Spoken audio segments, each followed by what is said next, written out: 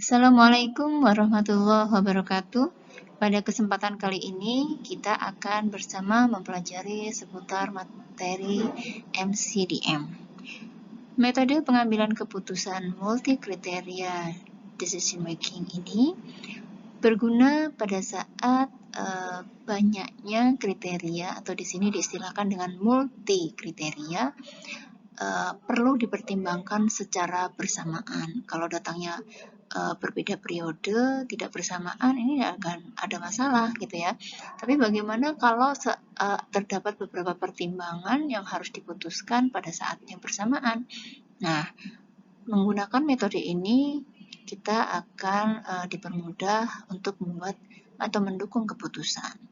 Baiklah, mari kita mulai saja bahasan lebih dalam seputar metode multi-kriteria decision making. Untuk mengetahui apa itu MCDM dengan lebih mendalam, perlu kiranya kita pelajari terlebih dahulu beberapa istilah yang bersangkutan. Yang pertama adalah kriteria. Kriteria adalah ukuran efektivitas.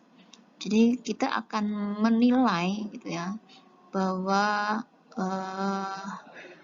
keputusan kita itu sudah efektif atau tidak apabila kita hubungkan dengan kriteria-kriteria yang digunakan sebagai parameter pada saat kita ingin memutuskan apakah keputusan A, keputusan B, keputusan C ini sudah keputusan yang efektif. Nah, itu kita menilainya dari kriteria. Nah, tadi saya katakan bahwa ada menilainya. Ini kurang ya, evaluasi. Selanjutnya, kata kunci yang berikutnya di kriteria ini adalah kriteria sebagai dasar untuk mengevaluasi. Nah, saya katakan tadi, sudah efektif atau belum gitu ya, maka mengukurnya berdasarkan kriteria yang dimiliki oleh sebuah alternatif. Kemudian kriteria ini muncul sebagai atribut gitu ya. Muncul sebagai atribut. Jadi meskipun pada kebanyakan kriteria ini bersifat satu level, namun tidak menutup kemungkinan adanya subkriteria yang berhubungan dengan kriteria yang telah diberikan ya. Misalkan saya akan memutuskan di tempat saya gitu ya, perlu memutuskan, saya misalkan tempat saya adalah sebuah percetakan, saya perlu memutuskan untuk menentukan supplier mana yang paling sesuai dengan kebutuhan perusahaan saya gitu ya. Nah, maka perlu ada kriteria-kriteria yang saya tentukan untuk bisa memilih supplier mana yang paling sesuai. Itu ya. Jadi kriterianya bisa apa? Bisa harga, misalkan ya. Kriterianya bisa jarak antara posisi atau lokasi supplier dengan perusahaan kita.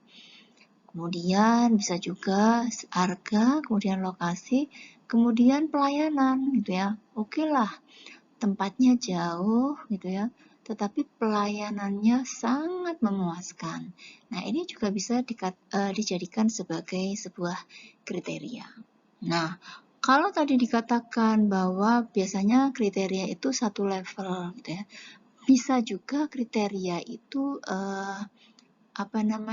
terdapat beberapa level. Misalkan tadi dikatakan kalau kita bilang bahwa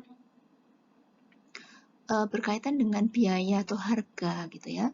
Harga ini menurut kita sudah buat ada kriteria harga, kriteria lokasi, dan kriteria pelayanan gitu ya. Nah, di kriteria harga ini bisa dipecah lagi atau ditambah lagi level kriterianya atau bisa dikatakan subkriteria.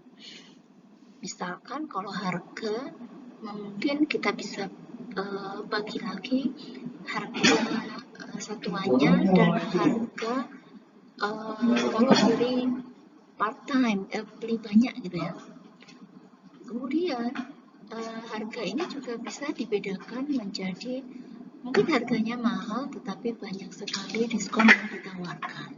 Nah, ini juga akan mempengaruhi pemilihan atau keputusan yang efektif untuk memilih sebuah atau memilih supplier. Istilah berikutnya yang terdapat pada MCDM yang perlu diperhatikan dalam MCDM yaitu goal atau tujuan. Jadi, pada saat kita ingin membuat atau menggunakan metode MCDM, maka yang pertama kita harus lakukan adalah menentukan tujuan atau goals gitu ya. Goals di sini bisa dikatakan sebuah nilai prioritas gitu ya, atau target sebetulnya mau apa. Kayak tadi tujuan saya kalau dihubungkan dengan kasus yang saya contohkan, yaitu tujuan saya adalah menentukan supplier yang paling efektif, yang paling pas dengan kebutuhan perusahaan saya gitu ya. Kemudian yang kedua, goal ini adalah sesuatu yang ingin kita capai gitu ya. Benar ya, yang ingin kita capai tadi adalah karena saya sebuah perusahaan percetakan yang membutuhkan supplier yang efektif tadi, yang tepat dengan kebutuhan saya, maka ini yang dimaksud dengan untuk pencapaian sesuatu gitu ya, untuk mencapai sesuatu, untuk mencapai bisnis saya yang supaya berjalan dengan baik gitu ya, tanpa menggunakan banyak biaya yang dikeluarkan. Kemudian kebutuhan saya akan material untuk mencetak dan seterusnya bisa terpenuhi. Maka sebelum saya memulai sebuah pembuatan keputusan untuk pendukung keputusan, maka hal yang pertama perlu dilakukan adalah menentukan goals atau tujuan. Istilah berikutnya adalah alternatif. Yang dimaksud dengan alternatif di sini adalah objek-objek yang berbeda dan memiliki kesempatan yang sama untuk dipilih. Istilah berikutnya adalah decision matrix atau matriks keputusan. Dalam matriks keputusan ini yang diwakili dengan X, ini berukuran M kali N, berisi elemen-elemen X, Y, J, perpaduan antara baris dan kolom, di mana untuk alternatif yang diwakili dengan huruf A ya, banyaknya alternatif bisa diwakili dengan I. I sama dengan 1, 2, 3, dan seterusnya sampai dengan M. Kemudian begitupun dengan kriteria. Untuk kriteria diwakili dengan huruf J, di mana J ini adalah sebuah himpunan gitu ya, sekumpulan angka-angka gitu ya, mulai dari 1, 2 sampai dengan N. Sehingga untuk mendapatkan matriks keputusan X, maka ini adalah perpaduan antara I dan J, atau X, Y, J adalah perkalian atau perkalian matriks M kali N, di mana M itu adalah alternatif, representasi dari alternatif, kemudian N itu representasi dari kriteria. Kita bisa lihat decision matrix berikut ini ya. Setiap alternatif terhadap setiap atribut X diberikan seperti gambar matriks berikut. X itu kalau tadi dikatakan X, Y, J gitu ya. X, Y, J berarti I adalah alternatif, J itu adalah kriteria, maka matriks ini berisi baris dan kolom, di mana barisnya untuk diwakili dari alternatif, kolomnya untuk mewakili kriteria ya. Dengan XIJ merupakan rating kinerja alternatif ke I terhadap atribut ke J. Maksudnya tulisan ini Ya, maksud dari XIJ adalah rating kinerja alternatif yang diwakili dengan I terhadap atribut atau kriteria ke J. Nilai bobot yang menunjukkan tingkat kepentingan relatif setiap atribut diberikan sebagai dengan lambang W atau bobot, weight ya. Dalam bahasa Inggris weight atau bobot.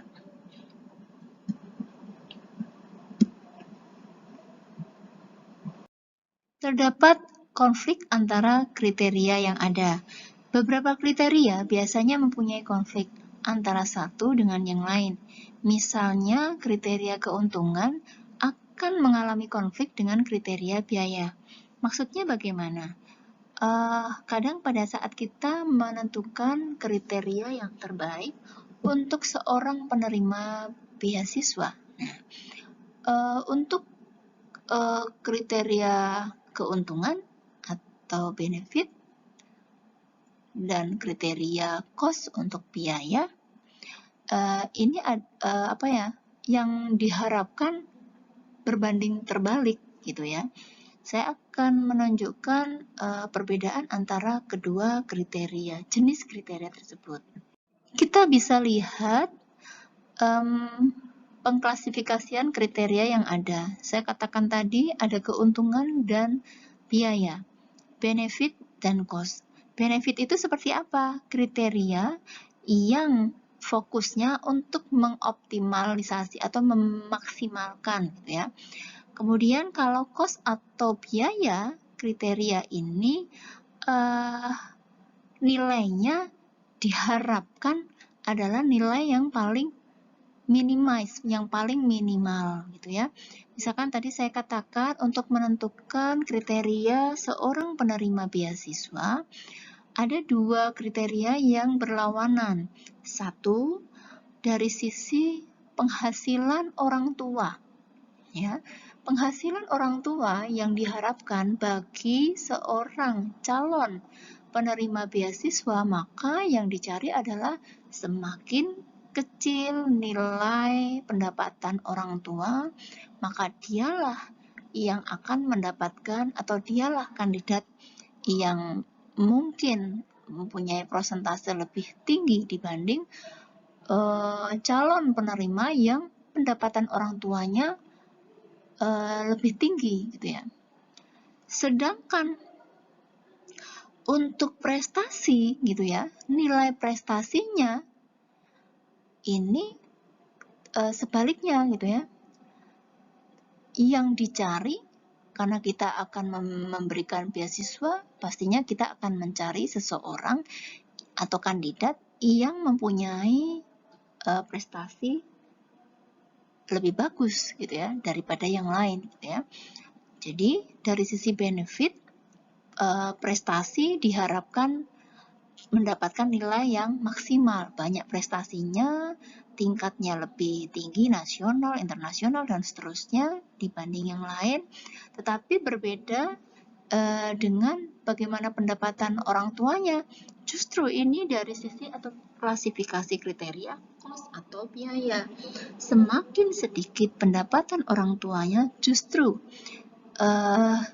dia lebih atau kandidat tersebut lebih dipilih daripada pendapatan orang tua yang besar.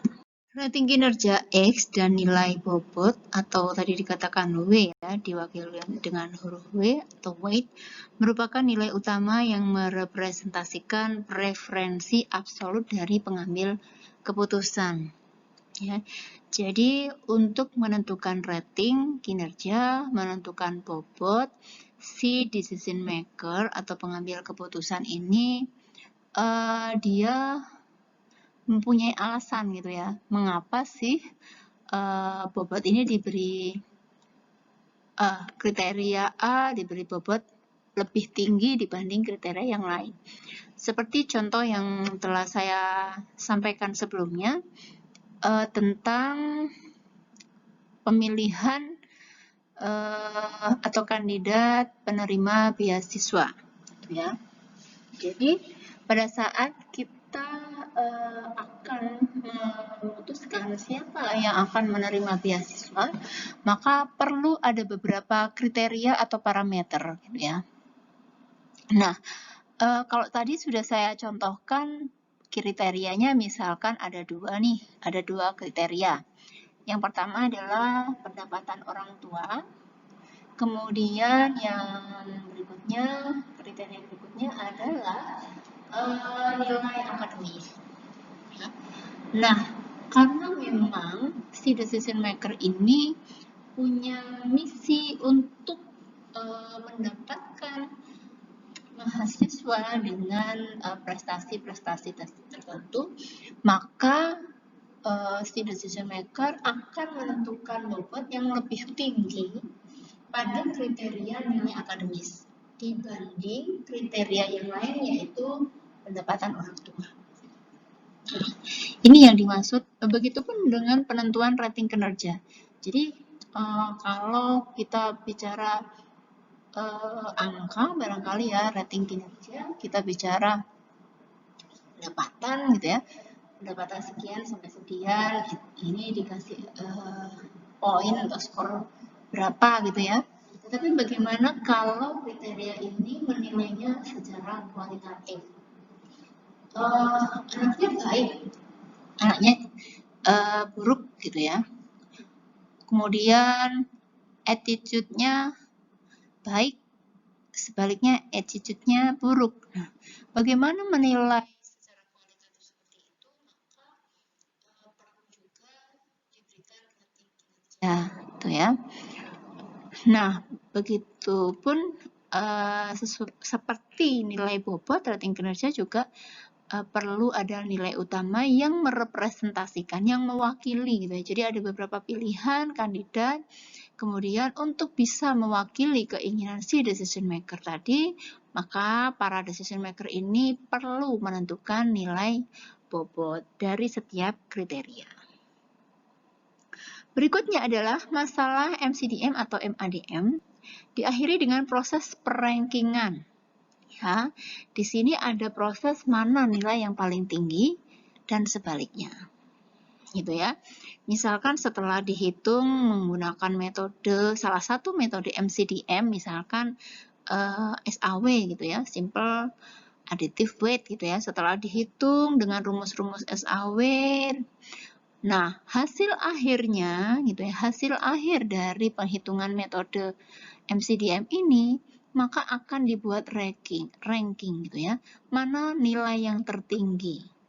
Nah, untuk memutuskan sesuatu, maka kita atau si decision maker bisa menjadikannya support gitu ya, bisa menjadikannya pendukung keputusannya melihat dari nilai atau ranking yang tertinggi.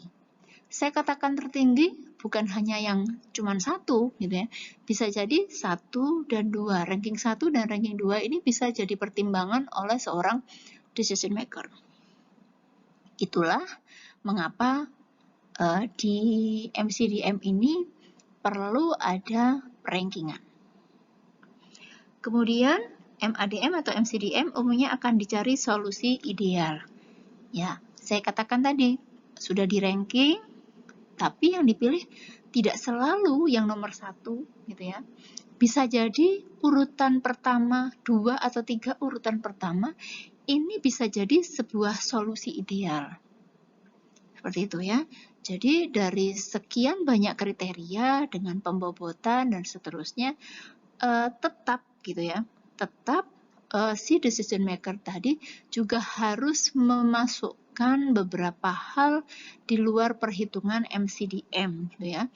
Bisa jadi intuisi, bisa jadi kondisi lingkungan dan seterusnya.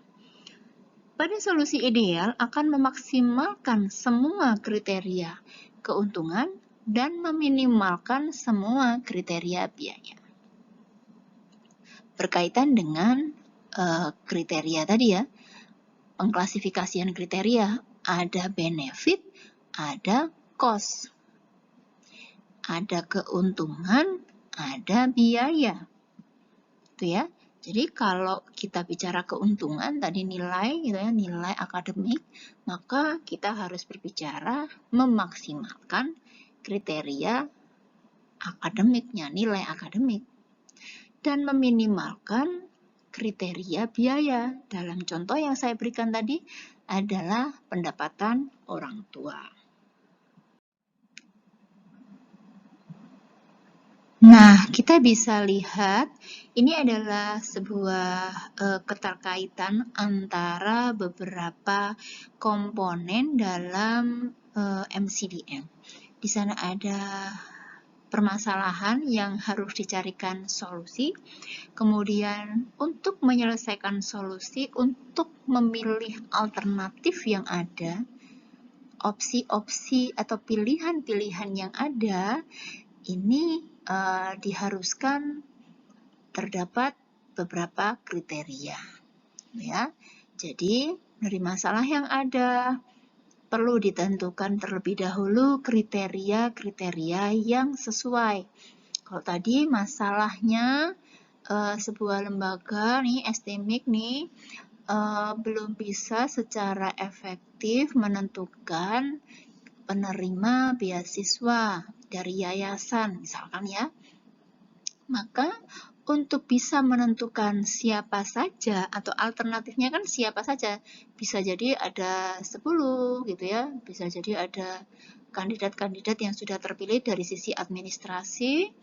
Nah, dari si A, si B, si C, dan seterusnya sampai 10 ini, maka untuk menentukan, karena kita harapannya efektif ya, SPK itu ya, jadi harapannya pilihannya tidak secara subjektif, tidak secara intuisi, kayaknya mending milih yang A.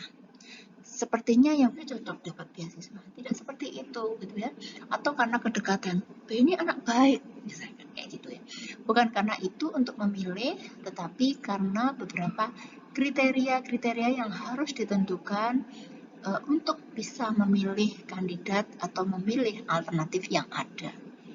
Ya, jadi gambarannya adalah setelah adanya masalah, gitu ya, kemudian dari masalah tersebut kita breakdown ke dalam kriteria-kriteria yang sesuai, gitu ya. Tadi kan kriteria itu untuk mengefektifkan, gitu ya, pendukung keputusan, maaf. Maka perlu kita tentukan terlebih dahulu kriteria-kriteria yang sesuai. Setelah itu baru kita tentukan alternatif mana ya yang telah kita hubungkan dengan beberapa kriteria, telah kita beri bobotnya, telah kita beri rating kinerjanya, kemudian kita bisa menilainya, menghitungnya sehingga menghasilkan nilai preferensi tertinggi atau nilai preferensi dari masing-masing alternatif yang tersedia tersebut. Yang terakhir pada sesi pertama materi SPK kali ini, saya ingin menyampaikan bahwa metode MCDM ini semakin kesini, semakin ke tahun-tahun terakhir ini semakin berkembang sebenarnya ya. Banyak sekali MCDM yang dikembangkan gitu ya. Tapi saya hanya akan memperkenalkan beberapa metode MCDM yang sudah banyak digunakan pada penelitian gitu ya. Setidaknya ada yang pertama adalah simple additive weighting atau biasa dikenal dengan SAW. Selanjutnya weighted product, ya, WP, dan TOPSIS. Nah, kemudian SMART, dan yang terakhir yang ingin saya kenalkan adalah analytic hierarchy process atau AHP. Oke, mungkin itu dulu di sesi yang pertama di pertemuan ke-8 ini yang bisa saya sampaikan. Setelah ini silakan Anda mengerjakan mid testnya terlebih dahulu, kemudian kembali untuk menyimak video sesi kedua pada pertemuan ke-8 hari ini. Kita ketemu lagi